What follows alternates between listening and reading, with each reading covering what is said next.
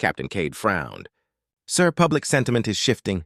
Even within our colonies, people are questioning this. They think we've become what we hated.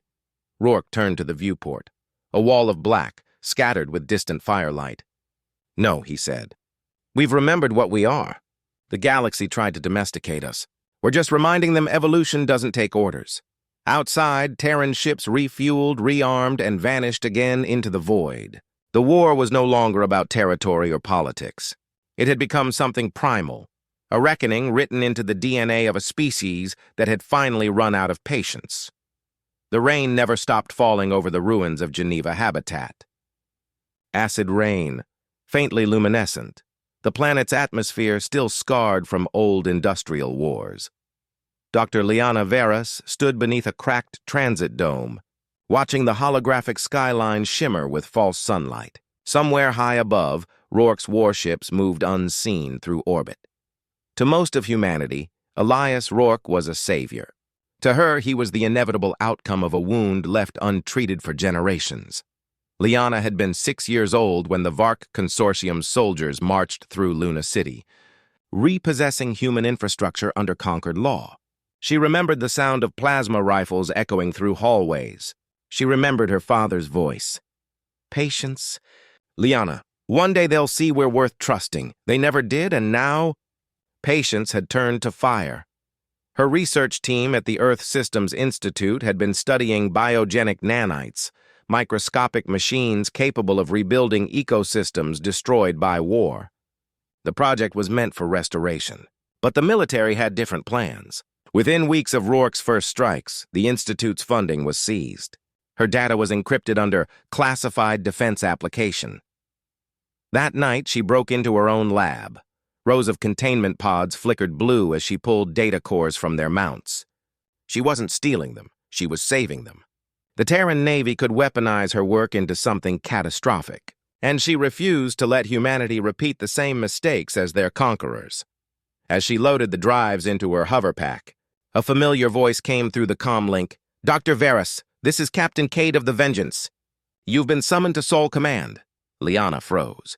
Under what authority? Admiral Rourke himself. He says you're about to do something important. The comm went dead. Hours later, a black shuttle descended through the storm clouds. 2 armored Marines escorted her aboard without a word. The moment she stepped inside, the air smelled of steel and ozone, the scent of war made real. When she entered Rourke's command chamber, the Admiral didn't look up. His gaze remained locked on a holographic map of the Concord's defenses. Doctor, he said finally, you're interfering with a classified operation. I'm saving what's left of humanity's conscience, she replied. Rourke turned then, his eyes cold but alive with conviction. Conscience didn't save Titan.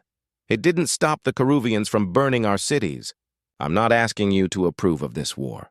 I'm asking you not to slow it down. You're not fighting for justice, she said. You're fighting to hurt them back. And if you keep going, we'll become the monsters they always said we were. For a moment, the great war hero said nothing. Then he stepped closer, voice low and measured. Maybe monsters are what the galaxy needs to remember why it feared the dark. The guards moved to escort her out, but Rourke raised a hand. Let her stay aboard the Vengeance, observe, record everything. When history judges us, I want someone honest to tell the story. She didn't know whether it was arrogance or faith, but she stayed. From that day forward, Dr. Liana Veras became the silent witness of the 6-day war. Her recordings would one day serve as the only unfiltered account of humanity's fury and its price. Outside the viewport, the stars shimmered like sparks in the void. Somewhere among them, 1,000 fleets were converging, and deep within her heart, Liana whispered a prayer that the stars would remember mercy, even if humans had forgotten how. Day 3. The galaxy's rim burned like a halo of dying suns. For every alien world that fell silent, 3 more armed themselves in desperation. The galactic Concord's Grand Armada, 9,000 ships drawn from 42 species, now gathered in the Arcanus sector, preparing to strike at the Sol system itself. Rourke knew they'd come. He wanted them to. The Vengeance hovered in high orbit above Callisto, surrounded by hundreds of Terran vessels, destroyers, stealth cruisers, and old cargo hulks now retrofitted with plasma lances. A war born from centuries of suppression was now balanced on the edge of one plan: Operation Iron Star. Captain Mara Cade stood beside him as holograms displayed troop formations and flight paths. 9,000 ships, Admiral. We're outnumbered 40-1. Rourke nodded slowly. Good. That means they'll be overconfident. Dr. Liana Veras watched silently from the observation deck, the war reflected in her eyes. She had spent the last 2 days trying to understand the man behind the legend, the human who had turned patience into apocalypse. But watching him now, she saw no madness, only grim certainty. "Sir," she said quietly, stepping closer, "if this fails, Earth will burn. Billions will die." Rourke didn't look at her. "If it succeeds, there will never be another war like this again." He turned to the bridge. "Begin Iron Star." Across space, Terran fleets activated synchronized drives. 1,000 warp signatures bloomed like sparks across the void. In the Arcanis sector, the Grand Armada's sensors lit up, hundreds of unidentified signals flaring in every direction. "Decoys," said Admiral Crix of the Concord. Primitive but clever. He was wrong. The Terrans hadn't sent decoys. They'd sent ghost fleets, automated drone swarms powered by stolen alien AI, each mimicking full battle groups. The Armada fired on them, wasting gigatons of munitions on empty signatures. While the Concord wasted precious time and energy, Rourke's real strike force emerged from behind the gas giant Iridan 9, using its magnetic field to mask their approach. From Liana's view on the Vengeance, the sky erupted. Thousands of glowing streaks arced through space, railgun fire, plasma torpedoes, kinetic slugs, colliding with a storm of alien counterfire. The void itself seemed to scream. "Human Fleet Alpha engaging at Vector 216, shouted Cade. "Enemy capital ships moving to intercept." "Hold formation," Rourke ordered. "Don't chase. Make them come to us." And they did. The first Concord battle line, 200 ships of mixed Corruvians and Vark, plunged straight into the ambush. Hidden Terran mines detonated in synchronized sequence, tearing entire cruisers in half. Human corvettes darted between the wreckage, their hulls ablaze with the reflected glow of their victims. But for every alien ship destroyed, humanity paid its price. The TNS Callahan was vaporized by a plasma storm. The Osaka's reactor went critical, taking 3 enemy frigates with it. Liana felt each explosion like a heartbeat fading out. Still, Rourke didn't flinch. He stood motionless, watching icons flicker and vanish across the holographic map. Each one a life. Each one a choice he'd already accepted. After 6 hours of combat, the unthinkable happened. The Grand Armada began to break formation. The Concord's coalition, built on centuries of fragile alliances, fractured under pressure. Species blamed each other mid-battle, arguing over command authority as their ships burned. Cade exhaled in disbelief. "They're retreating." "Admiral, they're actually—" "Not yet," Rourke interrupted. "They'll regroup. We're not done until their leaders kneel." He turned to communications. "Patch me to every human ship." The bridge lights dimmed as thousands of channels opened. Across space, battered pilots and bleeding Marines heard his voice, calm and unshaken. "We've waited our whole history for this moment. Every insult, every treaty, every cage they put us in ends here. You are the proof that humanity endures. Make the stars remember our name." Then the Vengeance surged forward, the flagship itself joining the front line. Liana gripped a railing as the ship shook from recoil. The viewport filled with fire and debris, but through the chaos, she saw something almost beautiful. Fleets of humans. Once scattered and divided, now moving as one, united not by fear, but by defiance. The 6-day war had reached its breaking point. And in the heart of it all, Admiral Elias Rourke was no longer fighting for survival. He was fighting for legacy. The Corruvians had a saying, "To know the enemy is to lose your hatred."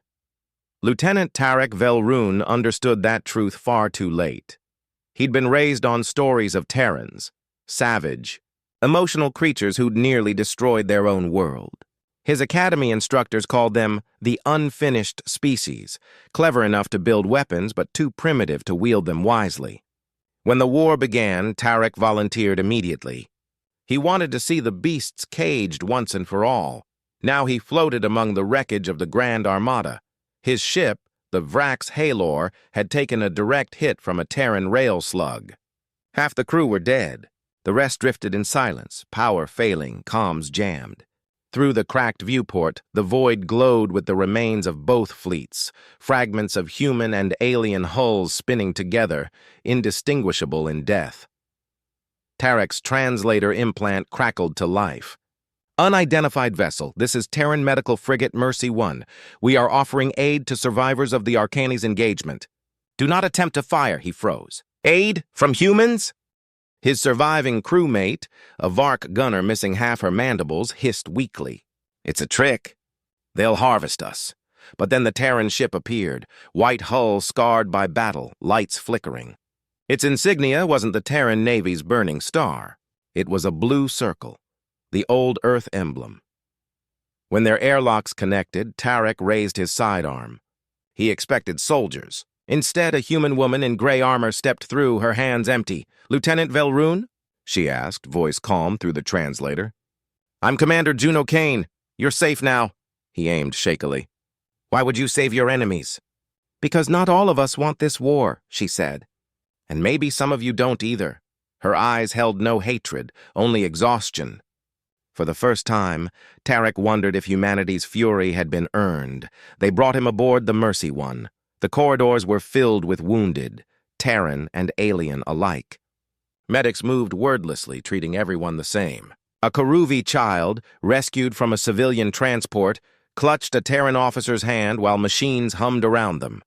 Tarek's entire education collapsed in that moment. These were not monsters. They were us, mirrored through pain. Later, as he sat in the medbay watching stars crawl past the viewport, Juno returned with a datapad. The Admiral doesn't know we're out here, she said. If he did, this ship would already be ashes. But someone has to show what humanity really is, not what they've been forced to become.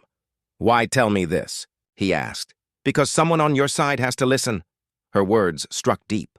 For generations, the Concord had warned that humans could never coexist, that their ambition would consume everything. Yet the evidence around him told a different story, a species capable of mercy in the middle of madness. He took a slow breath, mandibles trembling. If I deliver your message, they'll call me a traitor. Juno smiled faintly. Then maybe the galaxy needs more traitors. As the Mercy 1 drifted through the debris field, collecting survivors from both sides, Tarek began recording a private log. His first entry was simple. The humans are not what we were told. Perhaps none of us are. He didn't yet know that his transmission, a plea for ceasefire, would later reach Dr. Liana Veras aboard the Vengeance, intertwining their fates in ways neither could imagine. Day 4. The Terran Armada drifted in orbit above the shattered moons of Arcanis. The battle was over. Humanity had won, but the victory felt hollow. Hundreds of ships burned silently across the void, their wreckage forming a glittering graveyard. Dr. Liana Veras stood in the command observatory, staring at the debris. The Vengeance's crew celebrated below decks, but she felt no triumph. Each flash of light out there was a funeral pyre. Then the encrypted message came in. A young technician rushed to her console, whispering urgently. Doctor, we've intercepted something. Not Concord, not one of ours either. You'll want to see this. The transmission was audio only. The voice that emerged was alien, rough, low-pitched, hesitant. To anyone who will listen, I am Lieutenant Tarek Velroon of the Karuvi Defense Fleet. I was saved by a Terran ship. They showed mercy. This war, it doesn't have to continue. I ask whoever receives this, remember what you're fighting for. Liana froze. A Karuvi officer thanking humans for mercy? She replayed the message 3 times to be sure it wasn't forged. Then she took it to Admiral Rourke. He listened in silence, face unreadable. When the message ended, he turned slowly toward her. "Where did this come from?" "Encrypted relay." "Origin unknown," she replied. "But it's real, sir." "I verified the signal signature. That ship, Mercy 1. It's one of ours." Rourke's expression hardened. "A traitor." "Or a hero," Liana said quietly. "Someone who remembered what humanity used to stand for." The Admiral rose from his chair, the lights of burning ships flickering across his scarred face. "Doctor, we didn't start this war to earn their forgiveness. We started it to make sure no one ever enslaves us again. Compassion can wait until the galaxy stops aiming guns at our children." "You can't rebuild civilization on ashes," she said. "Watch me." He turned to Captain Cade. "Find Mercy 1, terminate its command structure." "No survivors." Cade hesitated for the first time. "Sir, with respect, that's a hospital ship." "Not anymore. It's a liability." The silence that followed was heavier than gunfire. Then Rourke left the room, his footsteps echoing down the steel corridor. Liana turned to Cade, voice trembling. "You can't follow that order." "I don't have a choice," the captain murmured. "But maybe you do." That night, Liana made hers. Using the encrypted relay, she responded to Tarek's signal, transmitting coordinates coded through civilian channels. "This is Dr. Liana Veras aboard the Terran flagship Vengeance. If you can hear me, your message was received. There are still people who want peace. Stay hidden. I'll find a way." Her heart pounded as she sent it. One trace of that signal, and she'd be court-martialed for treason. But destiny had already moved beyond laws. 2 hours later, alarms blared across the Vengeance. "Unauthorized transmission detected," shouted the comms officer. "Source unknown." Rourke stormed onto the bridge. "Trace it." Before they could, the main viewport flashed, dozens of alien distress beacons lighting up across the sector. Concord survivors, responding to Tarek's broadcast, were trying to surrender. Some even began transmitting ceasefire codes, and then the twist. A Terran battle group, the 7th Fleet, refused Rourke's command to open fire. Their captain, Old Admiral Hossein, appeared on a secure line. "Elias," he said softly, "you taught us to fight for our species. But you never said we had to lose our souls doing it." Rourke's jaw tightened. "You're disobeying a direct order." "I'm honoring a higher one." The transmission cut off. Moments later, the 7th Fleet broke formation, escorting surrendering alien ships out of the combat zone, Mutiny, in the middle of humanity's greatest victory. Liana watched Rourke's composure crack for the first time. Not from fear, but heartbreak. The war he'd built was no longer his alone, and in that silent moment, the galaxy changed direction. Day 5. The galaxy had seen countless wars, but never one that turned inward mid-battle. The 7th Fleet's defection shattered the illusion of unity across Terran command. The human armada, once a spear aimed at the galaxy's throat, now twisted against itself. Half the captains refused to fire on their own. Others demanded punishment for mutiny. Every encrypted channel burned with accusations, pleas, and the slow crack of faith breaking apart. From her quarters aboard the Vengeance, Dr. Liana Veras listened to the chaos through the ship's comm feeds. She heard captains cursing, soldiers arguing, one man sobbing as he confessed he couldn't tell who the enemy was anymore. Humanity had built its war on vengeance, and vengeance was devouring it from within. When she reached the command deck, Admiral Rourke was already there, surrounded by officers shouting over one another. Tactical hollows flickered red with warning symbols, human ships aiming at human ships. Cade tried to cut through the noise. "Sir, the 7th Fleet has engaged our rear guard near the Iridon Belt. They're protecting the surrendering Concord vessels." "Orders?" Rourke's jaw clenched. "Contain them. Disable if possible. No lethal shots." That answer surprised everyone. "Sir," another officer said, "they're traitors. They're giving the enemy safe passage. They're ours." Rourke snapped. "Every man and woman out there is still human. Don't make me kill what I swore to protect." The bridge fell silent. Then, quietly, Liana spoke. "You can still end this." Rourke turned, eyes hollow from sleepless nights. "You think I don't want to? You think I like watching everything I built tear itself apart? I think you're afraid to admit you've lost control." He didn't answer. Instead, he motioned to Cade. "Prep the flagship for intercept. We're going after Hossein ourselves." Cade hesitated. "Sir, that's suicide." "That's an order." Minutes later, the Vengeance broke from formation, engines flaring blue as it dove toward the Iridon belt. Massive asteroids drifted through the void, their shadows long and silent. Amid the rocks, flashes of gunfire painted the darkness. Human against human. The 7th Fleet held position around a cluster of disabled Concord transports, ships filled with survivors from the last battle. They didn't fire unless fired upon. When Rourke's flagship arrived, the channel opened automatically. Admiral Hossein appeared, his face ghostly in the hologram light. "Elias," he said, "if you've come to kill me, do it fast. I won't let my people fire on you." Rourke stared at him.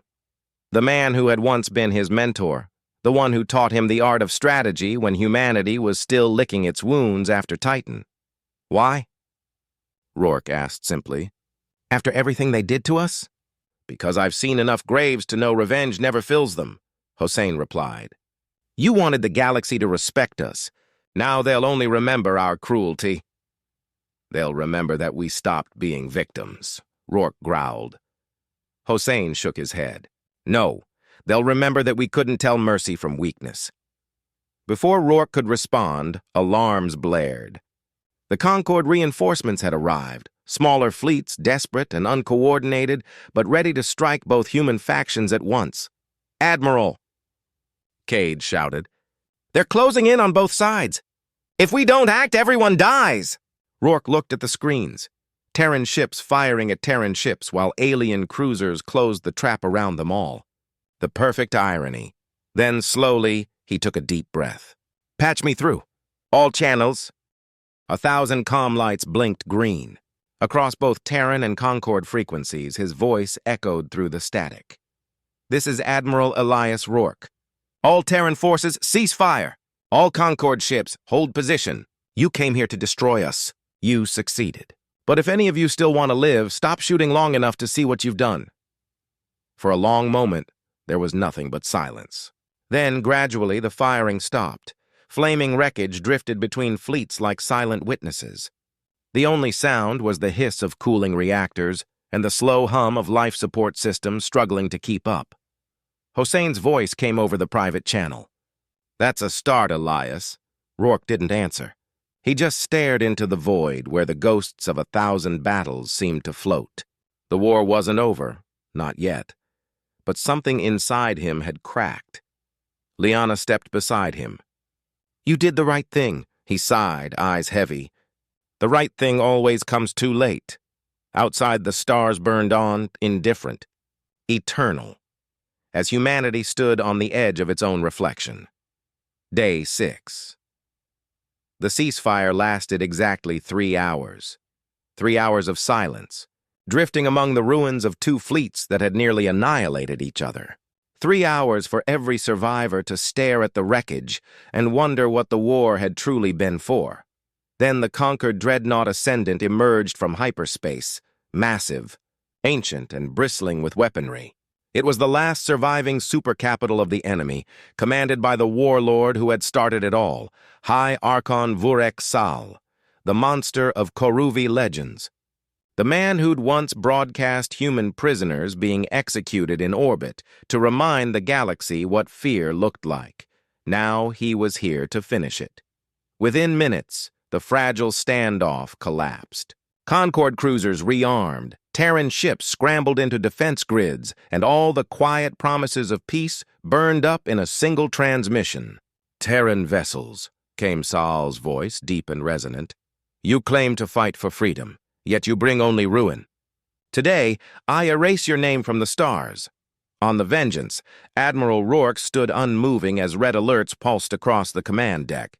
Cade's voice cracked over the alarms. "Sir, the Ascendant is charging its primary cannon." One shot could vaporize us and half the fleet. Rourke didn't respond immediately. His gaze lingered on the holographic map. Thousands of signatures, human and alien, all trembling on the brink of mutual annihilation. "Bring us forward," he said finally. Straight toward them. The bridge went dead quiet. "That's suicide," Cade whispered. "Then we die making them remember us." Liana stepped in front of him, blocking his view. "No, not like this. If you fight now, everything we've tried to save dies with you. Let me talk to them." Rourke looked at her as if she'd lost her mind. "Talk? To him? He slaughtered our colonies. And you burned his cities," she shot back. "You're both ghosts fighting for graves." For a heartbeat, they just stared at each other, two souls carrying the entire species between them. Then Rourke exhaled. "You have one transmission." Liana nodded and stepped to the comm. Her voice, calm but trembling, filled the void. "Hi, Archon Sal. This is Dr. Liana Veras of the Terran fleet. We've both lost enough. You have your vengeance. We have our shame. But there's nothing left to win except extinction." There was a long, static-laced pause before the Archon replied. "You speak of peace after burning my worlds. Why should I listen?" "Because you're still listening," she said softly. "That means you haven't forgotten what mercy sounds like." The line fell silent again. The fleet waited. The Ascendant's weapon core continued to glow, brighter, brighter. Then Saal said, "You are brave, human. But bravery does not erase blood." The glow intensified. Cade shouted, "Weapon charge at 90%. Rourke gritted his teeth. "Arm everything we've got. If he fires, we fire back." But before the final sequence could complete, a new voice interrupted the channel. Hoarse, faint, but familiar. "This is Lieutenant Tarek Velrun. Aboard the Concord ship Mercy 1. I stand with the Terrans." Sal's tone turned to fury. "Traitor!" Tarek coughed. "Maybe, but I saw them save lives. Yours wouldn't have." Then another signal appeared. And another. Concord ships, small patrol vessels, hospital carriers, refugee transports, all activating under Tarek's encrypted signature. "We refuse to keep dying for pride," said one alien captain. "We choose to live," said another. One by one, ships from both sides powered down weapons.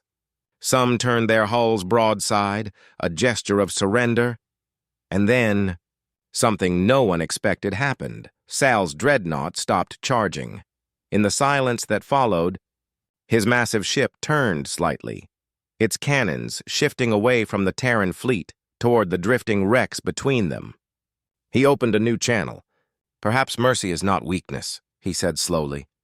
"Perhaps it is the weapon neither of us has learned to wield." Rourke's hand hovered over the firing control. One push, and the monster who'd haunted humanity for decades would be gone forever. But he didn't press it. He turned to Liana, and for the first time since the war began, his voice broke. "I can't undo what I've done, but I can stop it here." Liana nodded. "Then stop it." Rourke opened the channel. "All Terran forces must stand down. Effective immediately. The war is over." The words rippled through the network like thunder. Across the battlefield, engines cooled, lights dimmed, and soldiers wept in disbelief. And for the first time in 6 days, there was peace. In the stillness that followed, Liana looked out across the stars, at the wreckage, the ghosts, and the faint blue glow of life returning to silence. Humanity had broken. But maybe, just maybe, that was what it needed, to rebuild something better. 3 weeks later, the battlefield at Arcanis had become a graveyard, but also a monument. Derelict ships still floated in orbit, stripped of weapons and power, their hulls etched with both Terran and Concord emblems. No one had the heart to clear them. They were a warning written in steel. On the surface of the fractured moon below, humans and aliens worked side by side, engineers repairing communication arrays, medics tending to survivors of both species.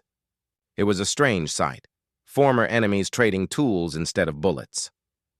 The 6-day war had ended, but its echo still haunted every conversation. There were no victors, only survivors. Dr. Liana Veras stood beside the ruins of an old Terran outpost, her gaze fixed on the horizon where the twin suns rose. For the first time in years, they looked beautiful, not like targets. Behind her, Admiral Elias Rourke approached quietly. He no longer wore his uniform. The insignia had been stripped from his chest. The man who once commanded humanity's fury now walked with the weight of every life he'd taken. "They're calling it the Shatter Peace," Liana said without turning. "Because it's fragile. Because it could break again." Rourke nodded slowly. "Peace always does." "They want to put you on trial," she added after a moment. "I know," he said. "And they should." Liana finally looked at him, eyes tired but not angry. "You ended the war." "I also started it," Rourke said quietly. "History won't care which came first." For a long time, they just stood there, watching the horizon brighten. Distant gunships, now used for transport and aid, crossed the sky like dark birds migrating to a better season. A small group of Concord soldiers passed nearby, saluting Liana as they carried medical supplies. One of them, tall, scaled, with bright amber eyes, stopped briefly. "Dr. Veras," he said in halting English, "Lieutenant Velroon wishes to speak with you when you can." She smiled faintly. "Tell him I owe him more than I can ever repay." The alien bowed his head slightly and walked on. Rourke watched them go. "Funny," he said. "We fought them for freedom. Turns out they were the ones who reminded us what it means." Liana smiled sadly. "Maybe that's how it's supposed to end. Not with one side winning, but both sides remembering." Rourke didn't reply. He just looked out toward the horizon again.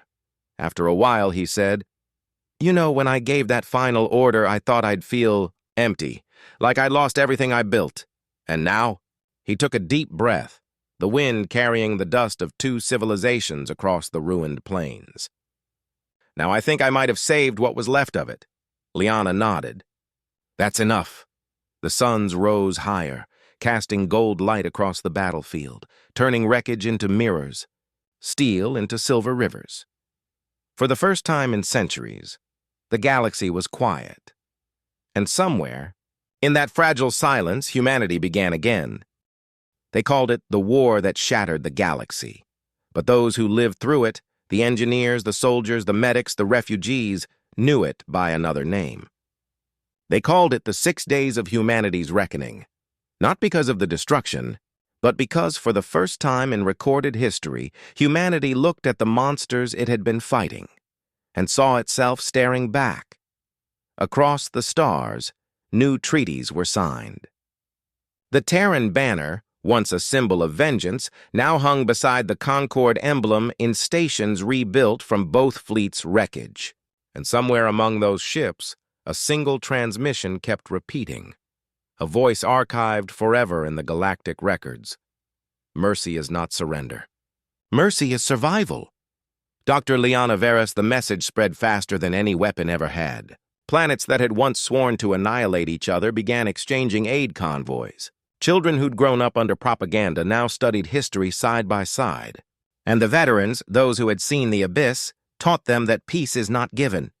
It is chosen. Every single day, Admiral Elias Rourke's name was never cleared, but neither was it forgotten. His statue stands at the edge of the Arcanis Memorial Field, not as a hero, not as a villain, but as a man who bore the weight of both. In the end, humanity didn't conquer the galaxy.